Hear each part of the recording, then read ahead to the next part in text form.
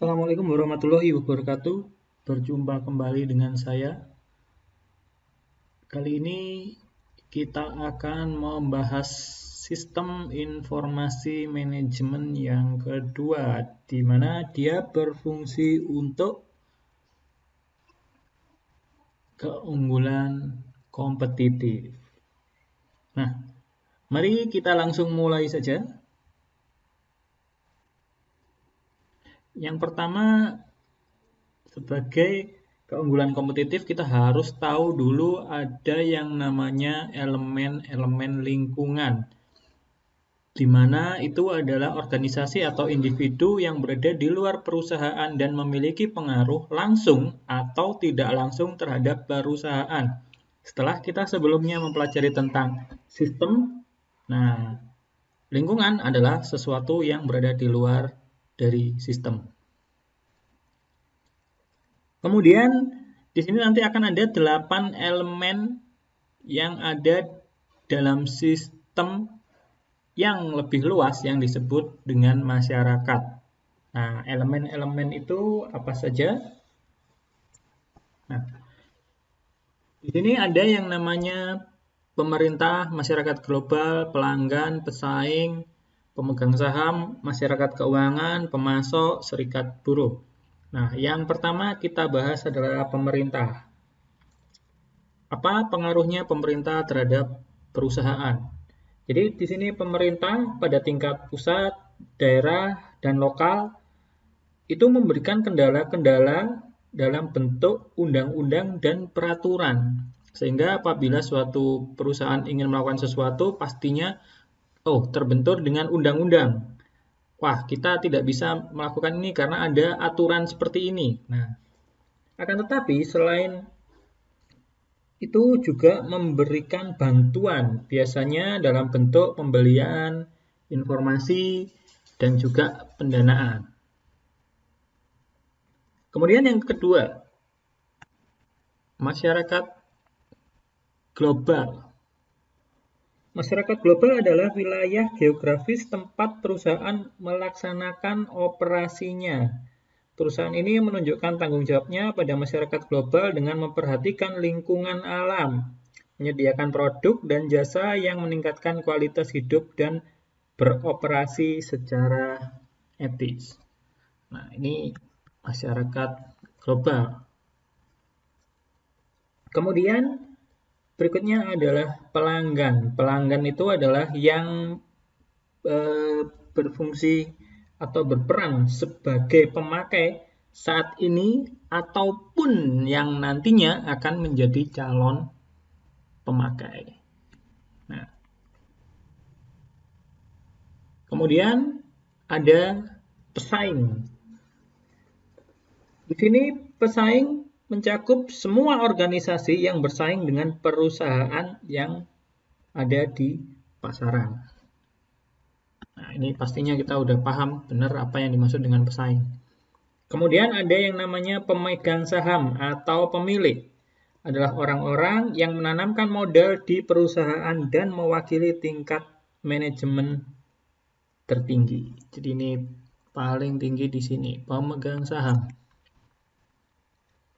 Kemudian ada masyarakat keuangan. Masyarakat keuangan itu terdiri dari lembaga-lembaga yang mempengaruhi sumber daya uang yang tersedia bagi perusahaan. Contohnya bank, kemudian lembaga peminjaman lainnya, serta perusahaan-perusahaan investasi. Nah, ini. Kemudian ada yang namanya pemasok. Pemasok menyediakan material, mesin, jasa, dan informasi yang digunakan oleh perusahaan untuk memproduksi barang dan jasanya. Barang dan jasa ini dipakai dan dipasarkan kepada para pelanggan di sini.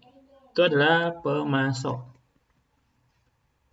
Terakhir adalah serikat buruh. Serikat buruh adalah organisasi bagi tenaga kerja terampil maupun tenaga kerja tidak terampil untuk bisa aktif di perusahaan. Nah, ini adalah 8 elemen yang dimaksud. Oke, kita sambungkan bagian berikutnya. Apa saja sumber daya informasi?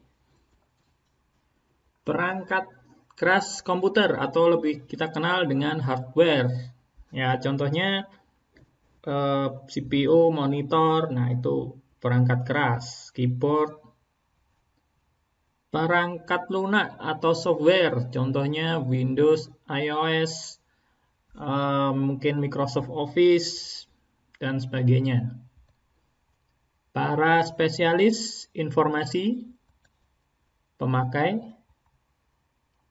fasilitas yang tersedia, database yang nantinya akan diolah menjadi informasi, dan informasi itu sendiri. Oke, kemudian ada pengelola sumber daya informasi. 1. CEO, ini kita sudah sering dengar, Chief Executive Officer.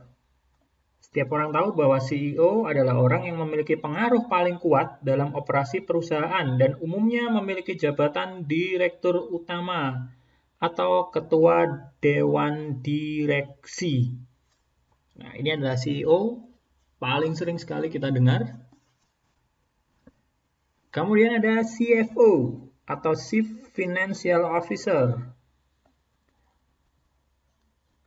Ya, sama juga ini hubungannya dengan keuangan. Ada COO, Chief Operating Officer. Jadi ini biasanya yang lebih banyak bertugas di lapangan, operasi, mengatur kegiatan apa dan sebagainya.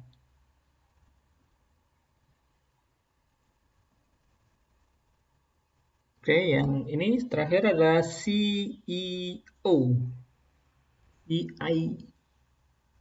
CEO, Chief Information Officer.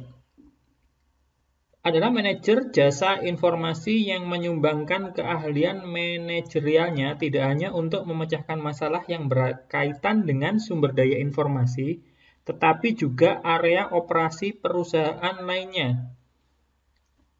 Jadi, seorang manajer jasa informasi dapat berperan sebagai Chief Information dengan mengikuti saran-saran, diantaranya adalah sediakan waktu untuk kegiatan pelatihan bisnis, pelajari bisnisnya bukan hanya teknologinya.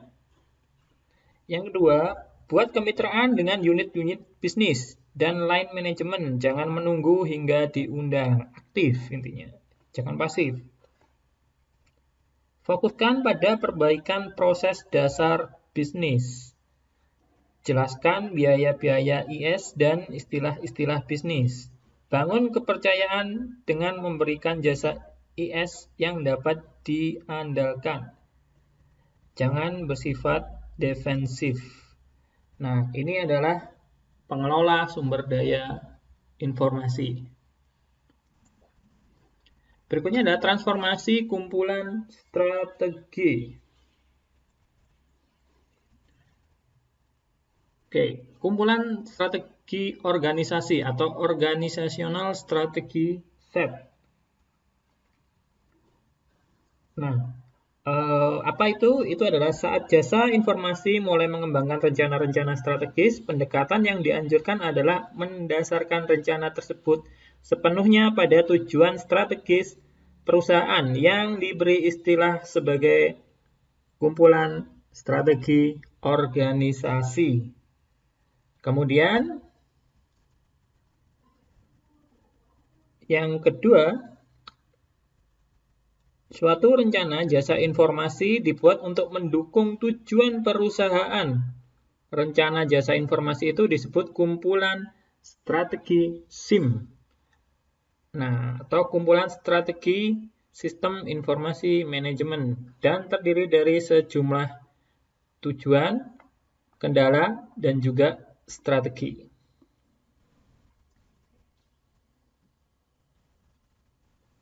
Nah, pendekatan yang dilakukan ini dinamakan transformasi kumpulan strategi. Nah, salah satu kekurangan dasar dalam transformasi kumpulan strategi adalah kenyataan bahwa area-area fungsional tidak selalu memiliki sumber daya untuk menjamin tercapainya tujuan strategis perusahaan. Namun pendekatan ini masih dipakai bahkan oleh perusahaan-perusahaan yang sangat berhasil.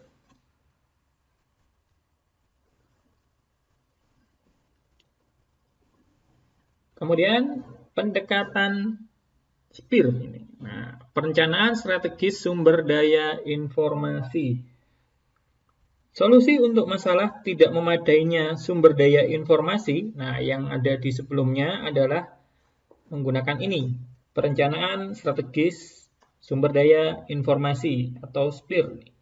Saat perusahaan menerapkan SPIR, rencana strategis untuk jasa informasi dan rencana strategis untuk perusahaan dikembangkan secara bersamaan.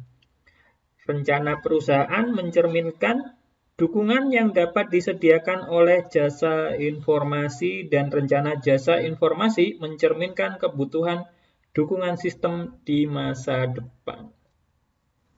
Oke, ini adalah SPIR. Nah, secara diagram bentuknya seperti ini, ada rencana strategis sumber daya informasi, rencana strategis sumber daya keuangan, rencana strategis sumber daya manusia, rencana strategis sumber daya manufaktur, rencana strategis sumber daya pemasaran. Nah, hubungannya seperti itu.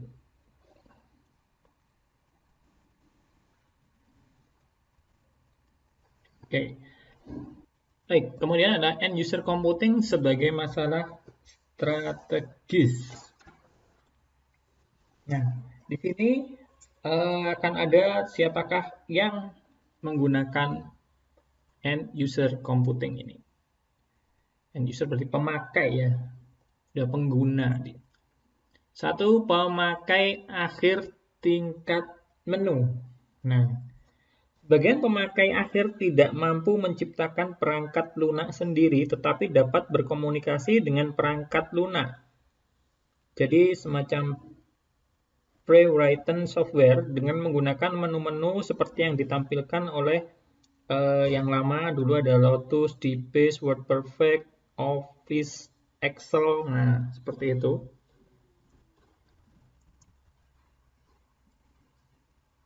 Kemudian adalah pemakai akhir tingkat perintah, command level end user. Sebagai pemakai akhir memiliki kemampuan menggunakan perangkat lunak. Jadi yang lebih dari sekedar memilih menu. Para pemakai akhir ini dapat menggunakan bahasa perintah dari perangkat lunak untuk melaksanakan operasi aritmatika dan logika pada data. Nah, banyak sekali sekarang yang bisa digunakan. Kalau dulu mungkin ada DBase, sekarang sudah ada Python, Java, dan sebagainya. Programmer pemakai akhir, end user programmer. Sebagian pemakai akhir dapat menggunakan bahasa-bahasa pemrograman seperti BASIC atau bahasa pemrograman DBase yang terdapat dalam DBMS tersebut, serta mengembangkan program-program yang disesuaikan dengan kebutuhan mereka sendiri.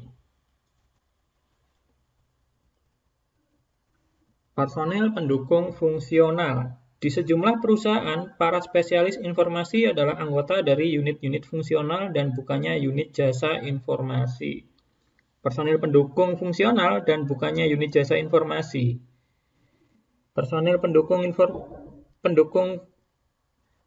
pendukung fungsional ini adalah spesialis informasi dalam arti sesungguhnya, tetapi mereka berdedikasi pada area pemakai tertentu dan melapor pada manajer fungsional mereka. Berikutnya adalah manfaat end user computing. Pemindahan beban kerja. Pemindahan beban kerja, pengembangan sistem ke area pemakai membebaskan para spesialis untuk berkonsentrasi pada sistem yang kompleks dan berlingkup organisasi, sehingga mereka dapat bekerja lebih baik pada area-area tersebut. Para spesialis juga dapat mencurahkan lebih banyak waktu untuk memelihara sistem yang ada, suatu area tanggung jawab yang penting. Kesenjangan komunikasi. Kesulitan komunikasi antara pemakai dan para spesialis informasi telah mengganggu pengembangan sistem sejak awal adanya komputer. Pemakai memahami area permasalahan tetapi tidak mengerti teknologi komputer. Sebaliknya, spesialis adalah pakar dalam teknologi tetapi tidak menguasai area permasalahan. Dengan membiarkan pemakai mengembangkan aplikasi mereka sendiri, tidak ada kesenjangan komunikasi karena tidak diperlukan komunikasi. Demikian pula, saat pemakai mengembangkan sebagian sistem mereka, kesenjangan ini akan berkurang. Nah, selain ada manfaat, ada juga resikonya. Nah, pertama adalah sistem yang buruk sasarannya. Pemakai akhir mungkin menerapkan komputer untuk penerapan yang seharusnya dilaksanakan dengan cara lain, misalnya dengan cara manual. Justru mungkin ada yang tidak bisa dilakukan secara komputasi, tapi manual bisanya. Berikutnya adalah sistem yang buruk rancangan dan dokumentasinya. Nah, pemakai akhir walaupun memiliki pengetahuan yang tinggi tentang komputer tidak dapat menandingi profesionalisme spesialis informasi dalam hal merancang sistem. Nah, jadi ini pengaruh dari rancangan sistemnya, dia harus bagus. Penggunaan sumber daya informasi yang tidak efisien. Saat tidak ada pengendalian terpusat atas perolehan perangkat keras dan perangkat lunak, perusahaan akhirnya dapat memiliki perangkat keras yang tidak kompatibel dan perangkat lunak yang berlebihan. Jadi semacam dia komputernya terlalu lambat, softwarenya membutuhkan hardware yang lebih tinggi. Nah, ini juga sangat berpengaruh. Pastinya salah satu pengaruhnya ya komputer akan berjalan lambat nantinya. Hilangnya integritas data. Oke.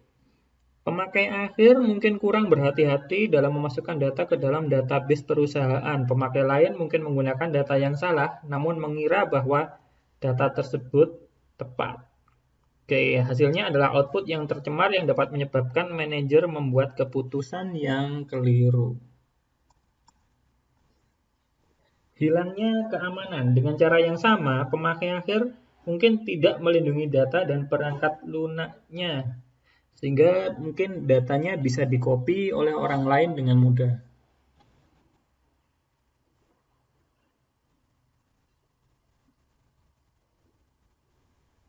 Baik, berikutnya adalah manajemen sumber daya informasi, Information Resource Management atau IRM. Nah, yang pertama, sebelum saya lanjutkan, manajemen sumber daya informasi atau IRM adalah aktivitas yang dijalankan oleh manajer pada semua tingkatan dalam perusahaan dengan tujuan mengidentifikasi, memperoleh, dan mengelola sumber daya informasi yang diperlukan untuk memenuhi kebutuhan pemakai.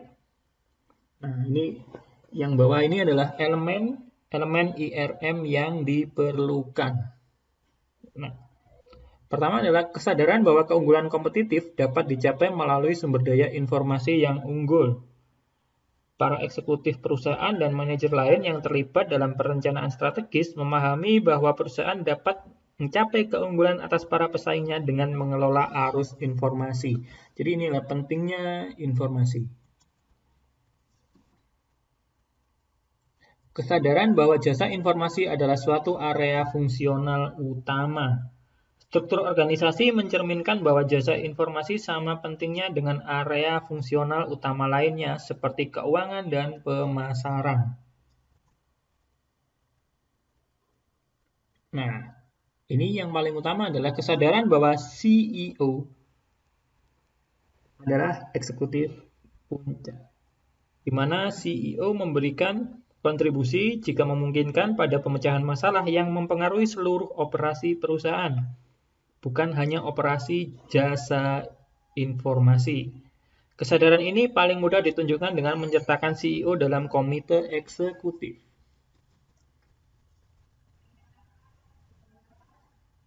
Perhatian pada sumber daya informasi perusahaan saat membuat perencanaan strategis. Pada saat eksekutif terlibat dalam perencanaan strategis untuk perusahaan, mereka memperhatikan sumber daya informasi yang dibutuhkan untuk mencapai tujuan strategis. Strategi untuk mendorong dan mengelola end user computing.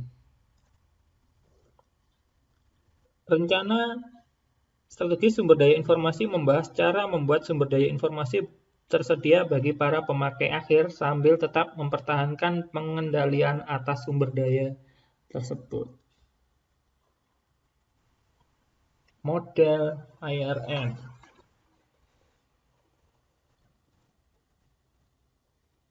Ada lingkungan perusahaan. Nah, 8 elemen yang sudah kita sebutkan tadi memberikan latar belakang untuk mencapai keunggulan kompetitif yang akan kami berikan.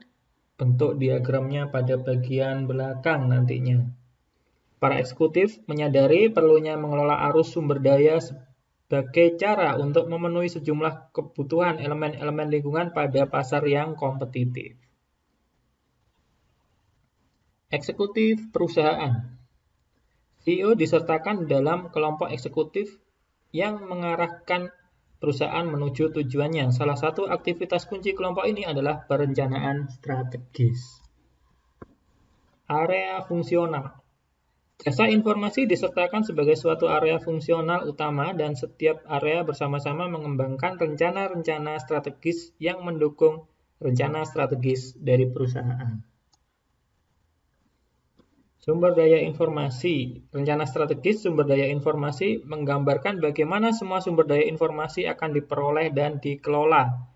Sebagian sumber daya ini dipusatkan dalam jasa informasi dan sebagian didistribusikan di seluruh perusahaan dalam pusat-pusat informasi dan area-area pemakai. Terakhir adalah pemakai atau user itu sendiri. Data dan informasi mengalir antara sumber daya informasi dan para pemakai. Sebagian pemakai ikut serta dalam end user computing. Berikutnya ini adalah sedikit diagramnya. Di sini ada lingkungan perusahaan, kemudian ada pengaruh lingkungan. Bagian atas ada eksekutif perusahaan yang terdiri dari CEO dan eksekutif yang lain, ada COO, CFO, CAO tadi. Nah, di mana CEO itu memiliki pengaruh intern juga. Kemudian ada area fungsional, ada jasa informasi, keuangan, sumber daya manusia, manufaktur, pemasaran yang diatur oleh eksekutif perusahaan sehingga akan menghasilkan rencana strategis sumber daya informasi. Oke. Mungkin sampai di sini dulu. Semoga bisa dipahami. Terima kasih. Assalamualaikum warahmatullahi wabarakatuh.